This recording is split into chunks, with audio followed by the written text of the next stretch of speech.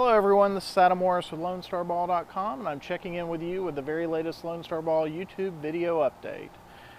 Well, on Friday we had Roy Oswalt pitching a bullpen session that the Rangers apparently were among the teams that observed, and immediately got started back up with the entire, let's see if Roy Oswalt can join the Rangers. He wants to pitch here. Maybe the Rangers can find a way to add him to the team. And, really the situation now is no different than it was in the off-season during spring training. Oswalt wants to pitch for Texas. Texas doesn't really have a place for him. I mean, what are you going to do to make room for Oswalt in the rotation? Yu Darvish, he's not going anywhere. He clearly looks like a potential #1 starter. Derek Holland just got a big contract extension. He's been decent this year. He hasn't been great, but he's been good enough. You're not going to move him from the rotation. So I suggested that, well, maybe the Rangers could trade Colby Lewis. Colby Lewis was your opening day starter. If the playoffs were to go on right now, he'd probably be your #2 guy in the playoffs. You're not going to move him just so you can give a bunch of money to Roy Oswalt to join the team mid-season. Neftali Feliz, he's been up and down so far this year, but he got put in the rotation in the first place because he's viewed as a potential #1 starter. You're not going to bump him, especially at this point, in order to make room for Oswalt. And then there's Matt Harrison. Now, Matt Harrison has been somebody that folks have said, hey, he's got a 5+ ERA. We don't really think he's that good. Let's move him to the bullpen so we can get Oswalt. Now, the reality is Matt Harrison was better than Roy Oswalt last season. Matt Harrison was significantly above league average last season. Oswalt had about a league average ERA. His xFIP was about league average.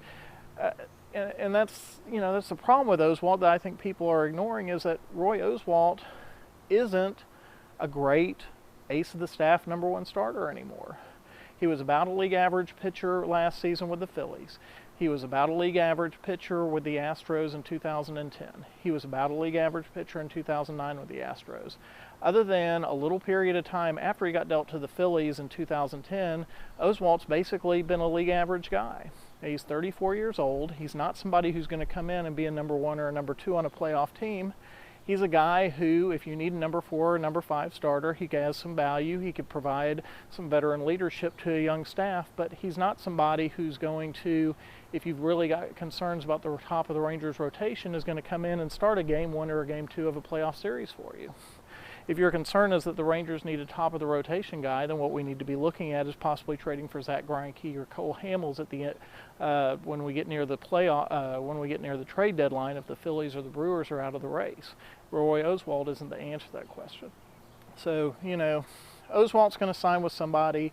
If the Rangers have somebody who's going to be hurt and is going to miss a significant period of time, even then I see them looking at Scott Feldman, maybe Alexia Gondo, maybe even Robbie Ross as a rotation person versus signing Roy Oswalt.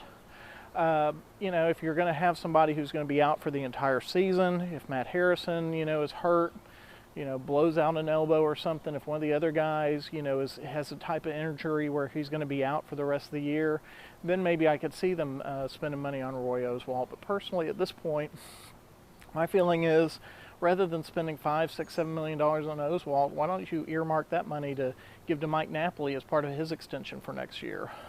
Make that money part of the what you're going to use to lock up, Feliz, or lock up, I don't know, Nelson Cruz if you feel like you want to lock him up long term. Put it towards an Elvis Andrus extension.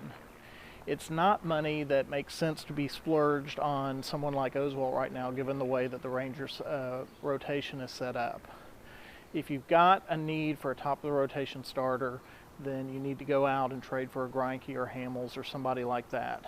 Adding Oswalt is not going to solve that problem for you, if in fact you believe that's what the Rangers need, which I'm not convinced that that's a problem at this point. The Rangers still have the #1 ERA in baseball, or not in baseball, but in the American League right now. And given that, I got to think that there's something that's going on right with the rotation. It's something that, I think that the Rangers need to give these guys some more time, particularly Harrison and Feliz, because I think they're going to be just fine if we leave them alone and let them stay in there.